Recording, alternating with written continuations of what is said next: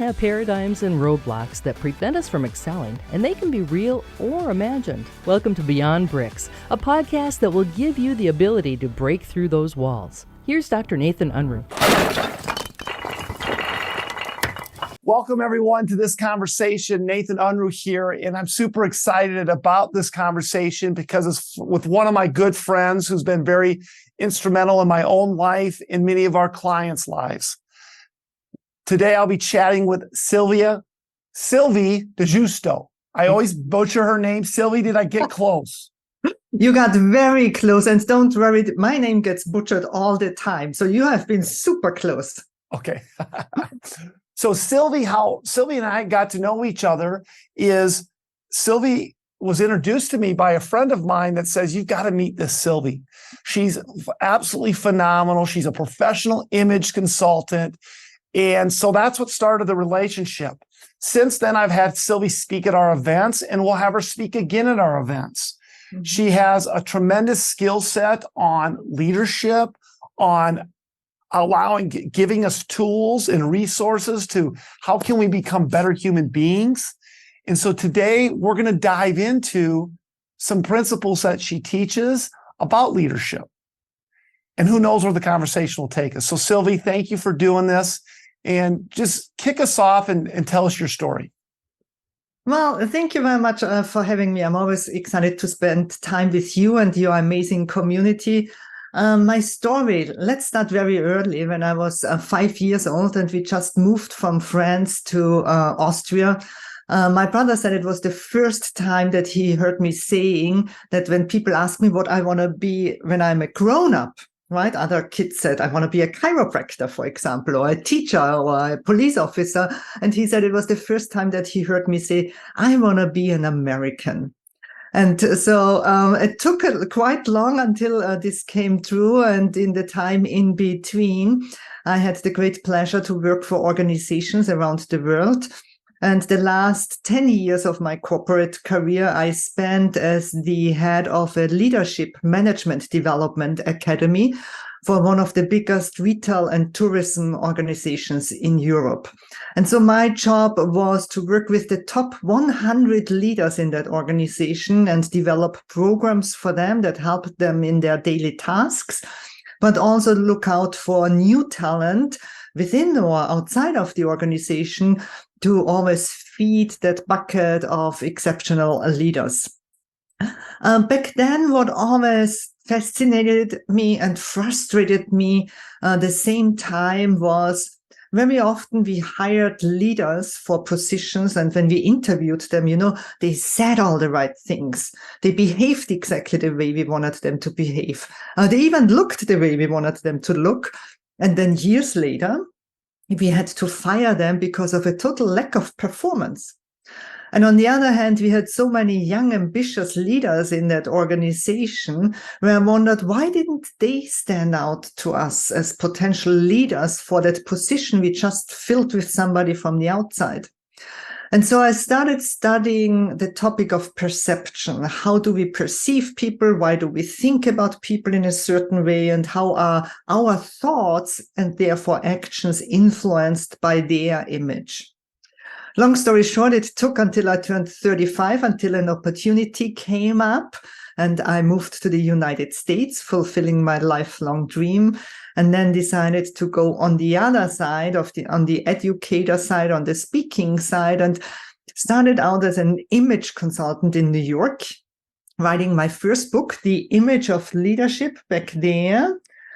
And this is actually also how we met. One day I noticed big orders of books on Amazon, and I thought, who is this? Who is ordering books in bulk there? Obviously, I was excited and thrilled to learn a little bit later when we got introduced that was you. In the meantime, I let go of the image consulting side of my business and focus on keynote speaking.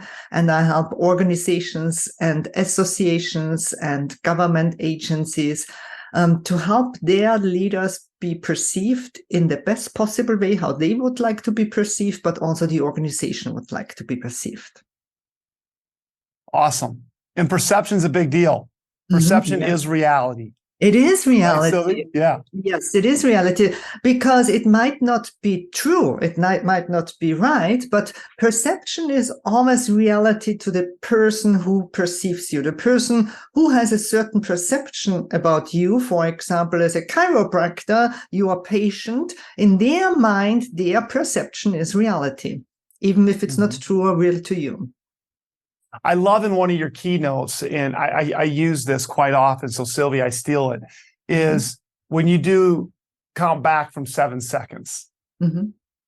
And the reality is that within 7 seconds, people are making an impression of us. Yes. And you speak about there's 11 different metrics that they're doing in that amount of time. Speak to that just for a second, because I think even if you're telling and setting this conversation up about who you are and what you do, this idea of perception is such a big deal.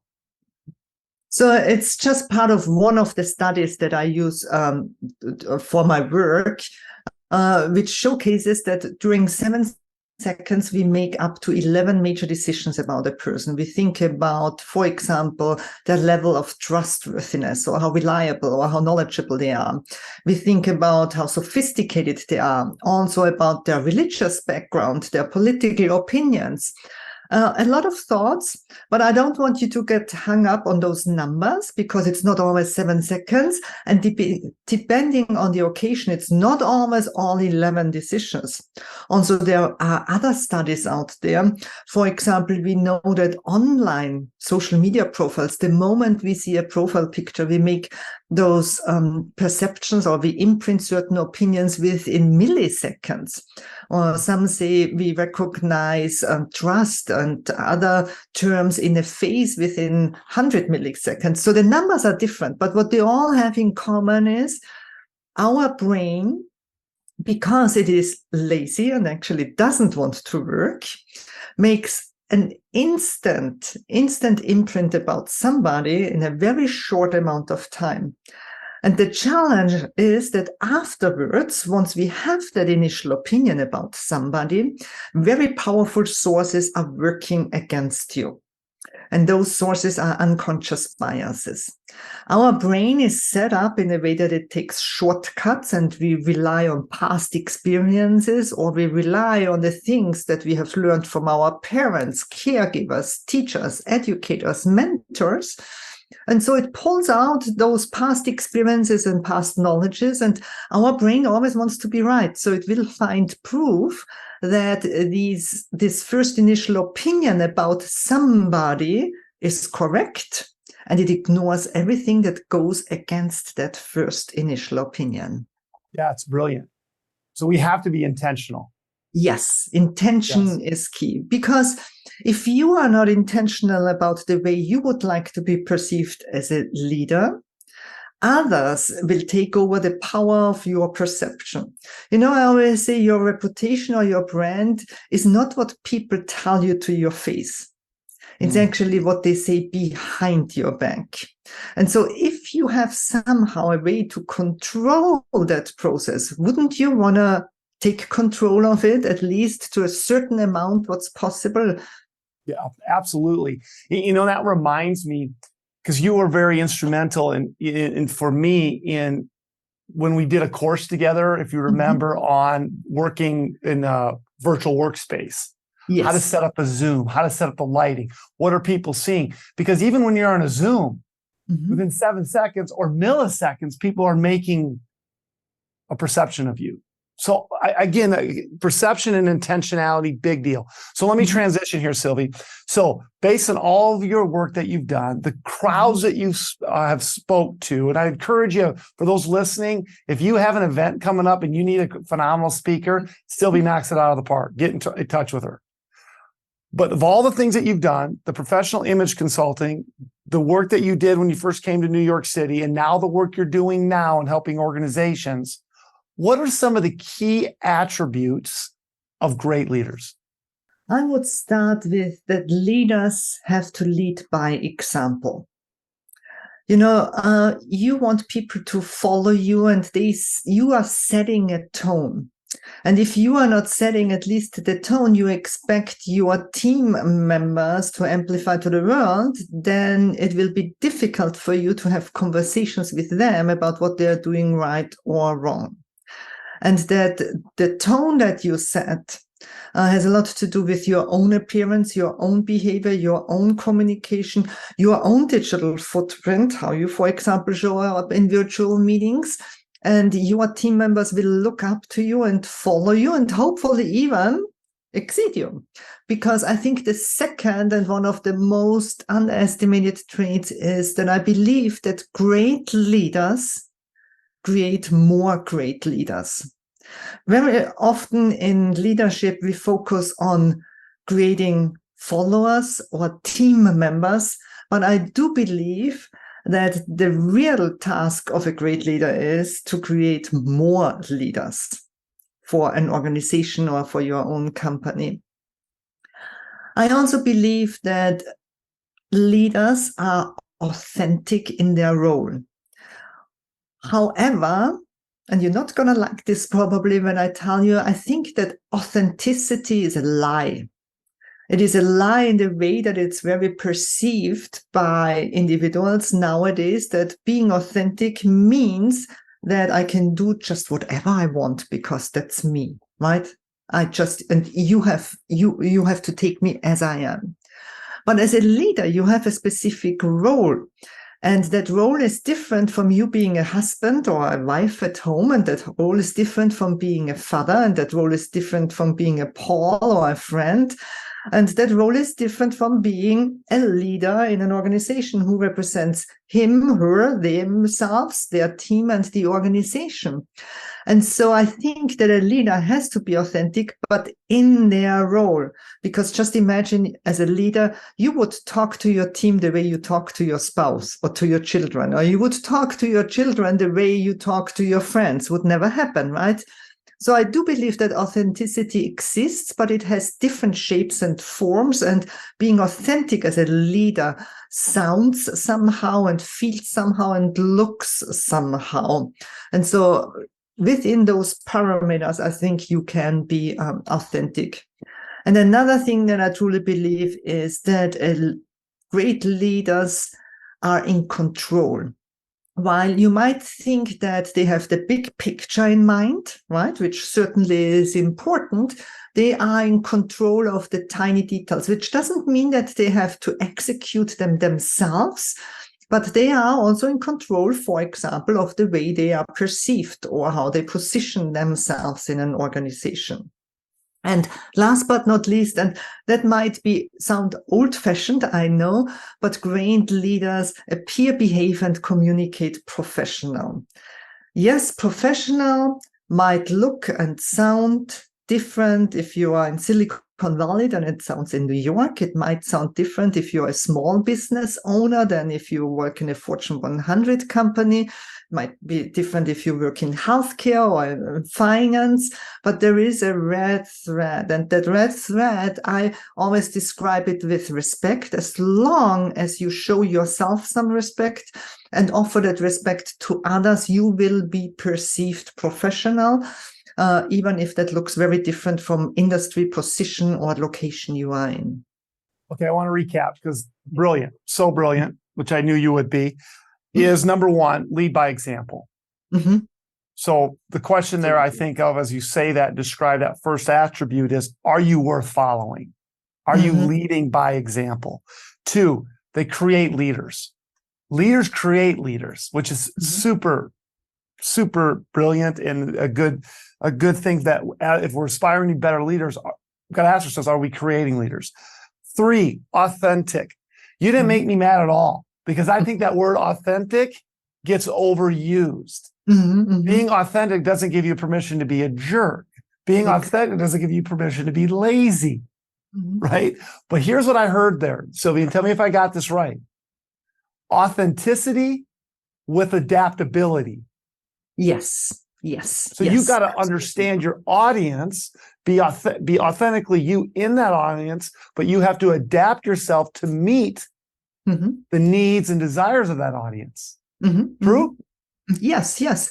And to that audience, that can include several stakeholders, could be your patients, your clients, could be others. I give you an example for me being a speaker. When I speak at events, I always remind myself two things. First, before I walk out of a stage, I remind myself that I'm stealing time. And the same is true as you as a leader. I recently watched a movie, and it was one of those movies that was so bad from the very beginning, but then you got far long enough that you can't stop. And then you think, well, let's just get through it, right?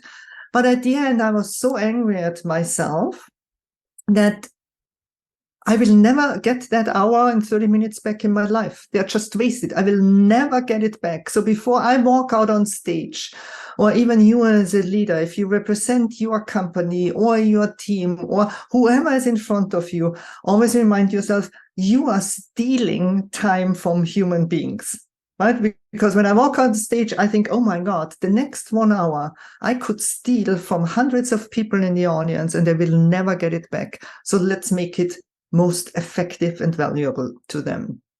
That's a great point, Sylvie. Yeah. I will, they will never get that back. Yeah. And I think we've got to look at every meeting like that, every interaction like that. Let's not steal time. Let's invest time. Yes. I love it. Yes. And I love how you when I just made is if I walk out there, I not only represent myself and have to be authentic and best possible, the best version of myself for myself.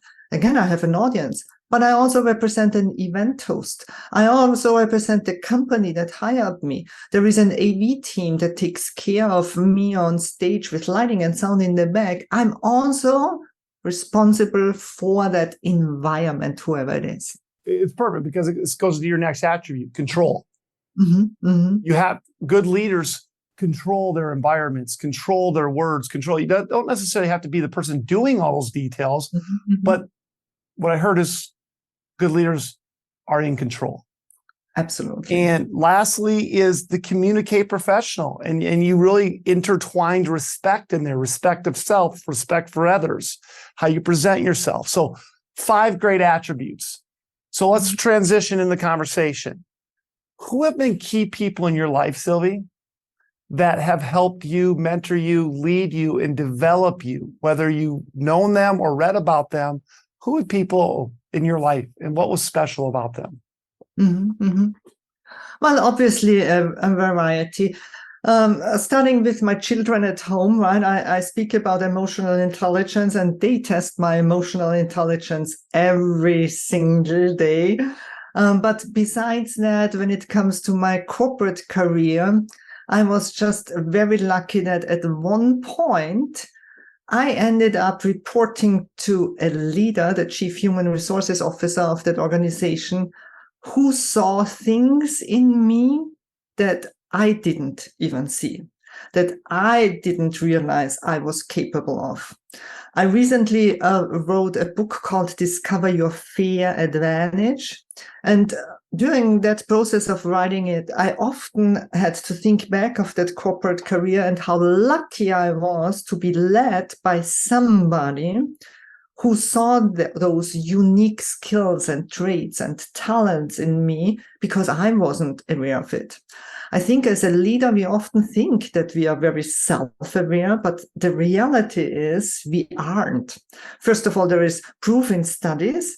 And second, the higher we become and the older we get, I call it the CEO disease, the less we take even into consideration that we might be wrong, and the less input do we get from the outside, feedback from team members or other colleagues, depending on our hierarchy, right?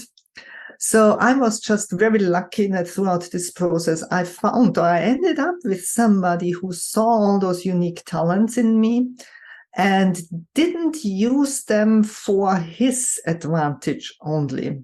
What he did for me is he prepared me to one day not take over his job, but he created a leader in me, right? He gave me the opportunity to, what I just mentioned before, great leaders, create more great leaders. He mentored me until, to my surprise, I was ready and took over that entire management academy. So till today, I'm still very grateful for having been led by such a great leader and mentor. Nowadays, it is every single audience member. Nowadays, at every single event, and it's kind of weird because I get paid for that work, I learn so much, right? I learn so much about different audience expectations, interactions. I work in a variety of industries. I have so many different leaders in front of me that every day or every time I walk away with some sort of insights. And then there are people like you. We are in contact since many years. I watch closely what you are doing for your community and how you are taking care of them and how you always provide the latest and the most up-to-date information to them and how much you care about them. So I'm truly inspired by things that you do. Thank you. I appreciate that. So now I'm going to transition to this question. All great leaders that I have a chance to speak with have a routine. Some of them say, I don't even know I have a routine, but now when you start talking to them, they have a routine.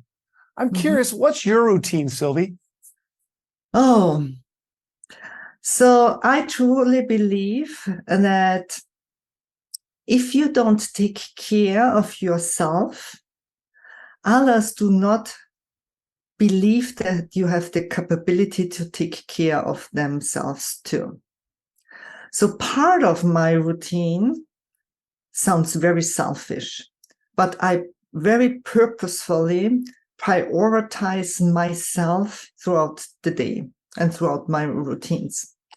You know, I'm a mom, you have a family, I'm a wife, I'm a daughter, I'm a friend, I'm a speaker, I'm a volunteer. All of us have so many hats and so many roles, and we have a tendency to take care of all the others, totally forgetting about ourselves. But especially as a leader, remember, you want to lead by example, and you want to instantly imprint on others that you will be taking care of them. You have to start with yourself. And whatever that means for you, for some that means turning off the cell phone, for some that means getting massages, for some means that even if I'm not an early bird, every single day I try to start my day with a boat ride. I go out on the water. I'm very lucky to live right next to the ocean, and nobody is out there, and there is no cell phone, and there is no music. There is nothing but me and the ocean and the sun coming up. And if I can't make it in the morning, I try to do it in the evening, right? With my family, I have a very clear role. If you have children, I've learned this from another great leader. Every time I have to decide if I have to opt for work or for family, in this case for my children, I ask myself the 10-10-10 rule. If I opt for work, how will that impact my relationship with my children in 10 days, in 10 months, or in 10 years? And in that question, I always find the answer, because sometimes we overthink, or myself as a mother overthinks our priorities in our children's lives. Now they are teenagers. They don't care as much about me anymore as they did when they were 2-3 years. And sometimes I know, well, in 10 days, they probably already forgot that I promised them this, but had to opt for work or for something I have to do for my business, right? But if they will still remember 10 years or even in 10 months that I haven't been there, I might regret it. And then I opt for family. I have a 0 email inbox routine. So it doesn't work always, but most of the days I don't close down the computer before my emails are not either responded to or moved to the next day, because I know it can wait until the next day or until the end of the week. I read a lot. Reading is my happy place. because I find it is important to surround yourself with different perspectives. So usually I also read books where I'm not from the same opinion or where I see a different approach, just to surround myself with knowledge and expertise from a variety of angles and not to get too biased in my own opinions. And I think that's it. Did I answer your question? No, it's great. And I want to pull a few of those things apart, because first of all, the 10-10-10 rule is fantastic. I'm going to use that because that's a great way of some self-awareness and self-regulation to help make decisions. I have to give credit to a great leader at Adecco where I heard that. So it's nothing that I came up with. She said it during a presentation and it helped me throughout the past years. Yeah, I love that. And I also agree with you that you have to take care of yourself. It's not selfish because a battery can't give off what it does not have. And so making sure that routine of taking care of yourself, all the way down to how you eat and how you exercise and all of those things, you've got to take care of you, take care of your mind. Maybe that's getting rid of social media or diminishing it or getting rid of Netflix. I know for me, Sylvia, as I hear that, I recently read a great book called The Power of Change by Craig Rochelle. And one of the things he does for his own self-care is he made a commitment to floss 7 days a week. And is it about his dental hygiene? Well, sure, that helps, but it's more of a commitment to his ability to lead himself. Yeah. So for me, one of my things now I'm flossing more because of that. My dentist has been telling me to floss forever, and I don't do it as often as I should. I hear that from Craig Rochelle, who's not a dentist. He's actually a pastor. And now I'm flossing because now it connected going, it's about, can I lead myself better? One of the things I'll write down in my planner every day is my weight. It's not about my weight, even though there's an indirect relationship to the fact that I have more energy, I feel better, my confidence improves, but is my ideal weight where it needs to be as a sign, can I lead myself? Yeah. So I love all those things that you just said. I think brilliant. And as you're listening to this, what's your routine? Everybody's routine is different, but your routine will dictate how great of a leader you are or want to become. So let me finish with this question. Those people that are listening right now, Sylvie, I want to be a better leader. I don't consider myself a leader, but I want to be a leader. Where do they start? I think first by recognizing that each of us is a leader in some sort, right? You might not have the official title yet on your business card, for example. But trust me when I tell you, somebody is looking up to you and following you. And this might even expand within your community or in your family, but even at work, right? Not every leader at work has the official title of being a leader. And that's being said, I truly believe that in the past, very often the advice has been given, prepare for your next position, right? Appear, behave, and communicate in a way that you are ready for your next promotion. I see it a little bit differently. I would like you to go at the very, very end of your career. What position of leadership would you like to have at the very end?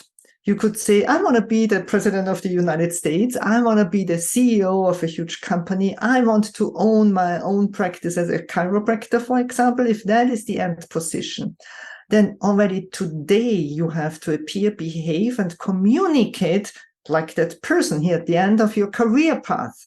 Because only then on that path, people will see your uniqueness, will see your potential, and will be able to help you achieve that end goal. So don't just think about the next step. Think about the end goal and be brave. Go as far as your mind allows you to go and start appearing, behaving, and communicating like that person already today. I love it. I love it. And I love what you said. Be brave, go for it. Just like you, when you were a young woman, said, I'm going to be an American. And you went for that. And welcome to America. We're glad you're here. Thank you very much. And since last year, look, officially, that's the All original right. flag I got. Oh, you when, got your American, but you're became an official. I love it. American. I love it. Okay, so a couple more questions as we close this conversation. There's 2 books, The Image of Leadership and Discovering Your Fair Advantage. I highly recommend you get those books. Sylvie, they can get them on Amazon. And Yes. why would they read those books? So The Image of Leadership, my first book here, is very much focused on first impressions, how we build first impressions and the elements of your first impression, your appearance, behavior, communication, digital footprint, and your environment. But it has a really deep focus on how you appear, because humans are visual creatures. They take a shortcut through your eyes. So I help you a little bit to better understand how are you perceived as a leader based on your visual appearance.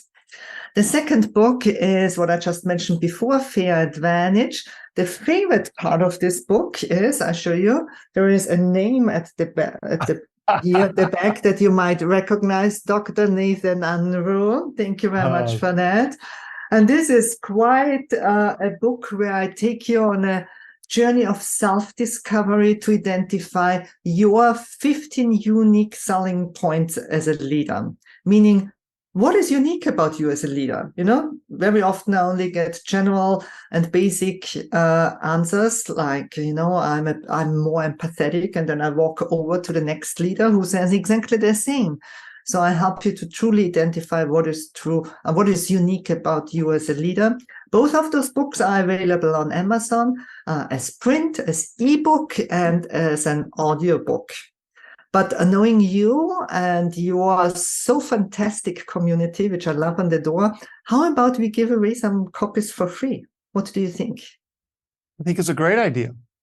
So how are they going to earn their free copy? Well, I think parts of this will be on your podcast, right? Parts of this will be out there in the world. How about that the first 5 people who share your podcast on social media, send you or your team a screenshot, and you get me the addresses, and I send out some free signed copies. I love it. What do you think? Done deal. Let's do it. Done deal. Good. All right. Awesome. All right, guys. Sylvie, first and foremost, thanks again. Always beautiful, always brilliant.